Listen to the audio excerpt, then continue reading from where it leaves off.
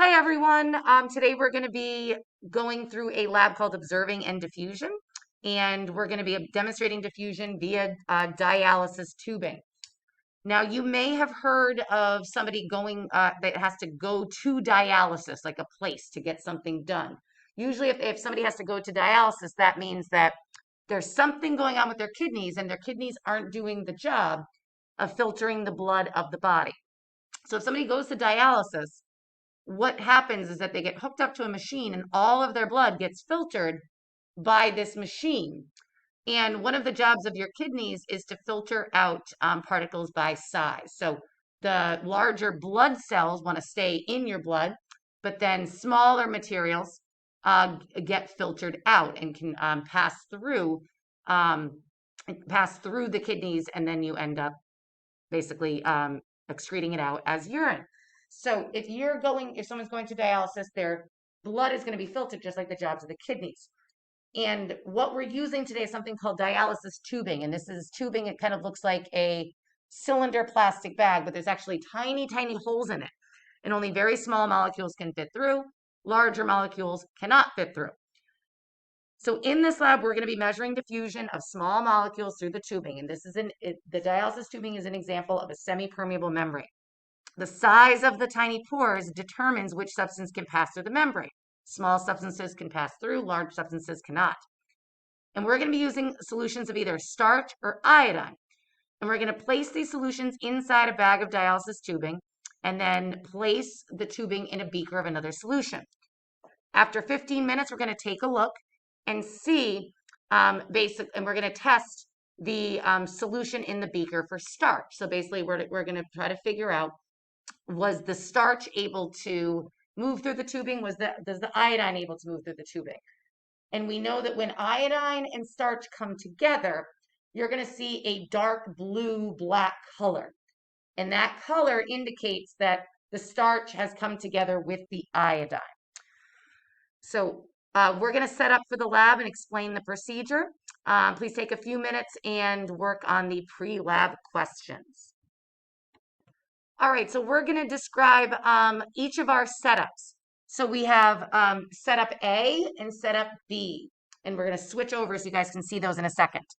Basically, what we're going to do for A is we're going to take dialysis tubing and we're going to fill it with some starch solution. And we're going to tie it off, and you guys will see all of this in a second. Then we're going to place this tubing into beaker A, and beaker A just contains water. But we're going to add iodine to the water. And then we're going to observe this for 15 minutes. At the same time, we're going to set up beaker B. And beaker B is kind of the reverse of setup A. So we're going to take our dialysis tubing, but we're going to add iodine and water into the tubing. The important thing is we're going to make sure in each of the setups that we rinse off the tubing prior to starting the lab. We want to make sure that there's no contaminants on the outside of the tubing. That's why we're going to be rinsing it off. Then we're going to take our dialysis bag, now filled with iodine, and place it in a beaker full of starch solution. And again, we'll wait our 15 minutes. So we're going to switch over and show you the setup, and then we'll be able to see our results in 15 minutes. So A is the water, B is the starch. Okay, so you can see the setup. And this is the tubing sitting in some water right here. This is the iodine.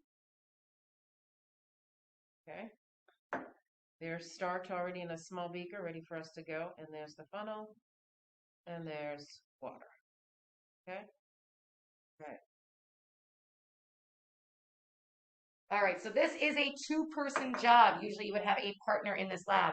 So Ms. Matheson has one of the dialysis tubes. We've tied off one end of it so that it's closed on one end. We're going to fill it, and then we are going to tie off the other side. So with the tubing, we just have a funnel, and I just have, this is starch solution, very cloudy. And I'm going to pour, make sure we can get that in there. I'm going to pour till it's almost full. We want to be able to tie it off. Oops, a little too much. Little too much. That, sorry. These things happen. Okay.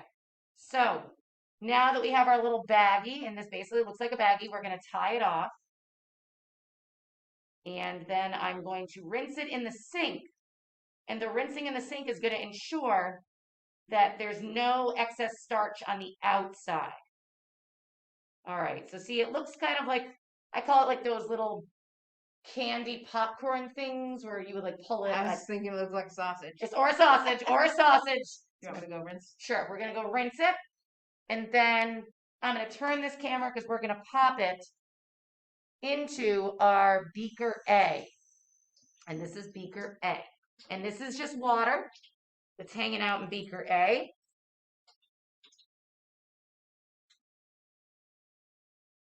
So Ms. Madsen is gonna put, and this is the dialysis tubing that contains starch, in beaker A, and then I'm just gonna add, it says 20 drops. So we're going to add about 20 drops of iodine, and basically, since the setup is a little bit larger than usually what we do, I'm just going to add a little bit extra. So add a little bit just to get that iodine color for a little bit in.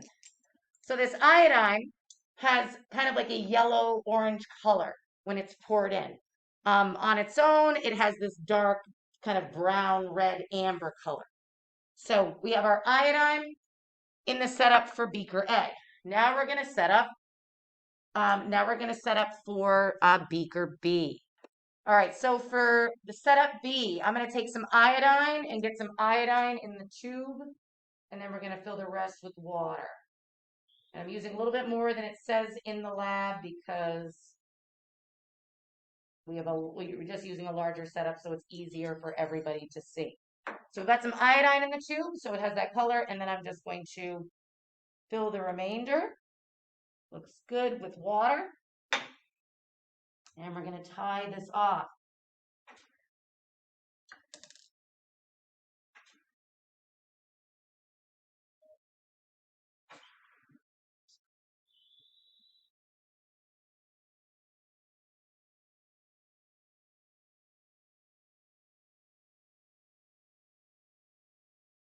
Okay. Yes. All right. Now we're going to go rinse. And we're rinsing again to make sure that what started inside is inside and not outside. So in setup B, there's only iodine and water in the tubing. And we're going to place that in beaker B. And yep, and then beaker B is just starch. So the same material that went in to the setup A dialysis tubing is what we're placing the second one in. Okay, so now we're going to wait about 15 minutes. Little observations just before we go. We have in setup A, the solution is kind of like a yellow solution, and it's kind of white on the inside where the starch is. For setup B, we already see things happening in setup B. Basically, it started with orange on the inside and then the white start. We actually are starting to see a color change. We're going to give it a little bit of time and come back and see what our results are going to be. All right, so it's been about 15 minutes, and let's take a look at what happened here. So remember, in setup A, we had starch in the tube, and then we had iodine outside the tube.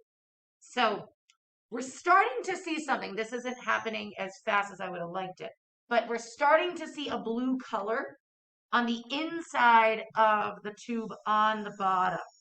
So it's blue on the inside here. Iodine is denser than the water, so it is going to go to the bottom. So no surprise that we're starting to see this blue color on the bottom. So that means that the iodine has gone inside the tube, but the water itself is still kind of this yellowish clear. So that means that the starch was unable to get out of the tube in setup A. Otherwise, we would see a blue color outside. So now let's take a look at setup B. So in setup B, they have their camera. So in setup B, we have lots of blue kind of floating around in the starch outside. Now, it looks at first like the tube itself is blue inside, but it's actually not. The blue is all on the outside of the tube. The tube itself, you can see, is still that golden yellow color. But this blue color keeps collecting on the outside of it. Try to, It's trying to go in, but it can't. yeah, it's trying to go in, but it can't. It's too big. So, but the iodine was able to come out of the tube and mix with the starch outside. That's why we have this white solution, but there's all these blue flecks that are in there. So that means the iodine was able to come out and mix with the starch that's outside. But the starch is unable to get in because it's still that golden clear color. We don't see any blue inside the tube. It just keeps wanting to attach to it because the iodine's all coming out. So in this setup, the iodine was the only material that was allowed to move through the tubing. And that's an example of semi-permeability. So make sure you're recording what you just saw happen, and then you're going to be answering the lab analysis questions.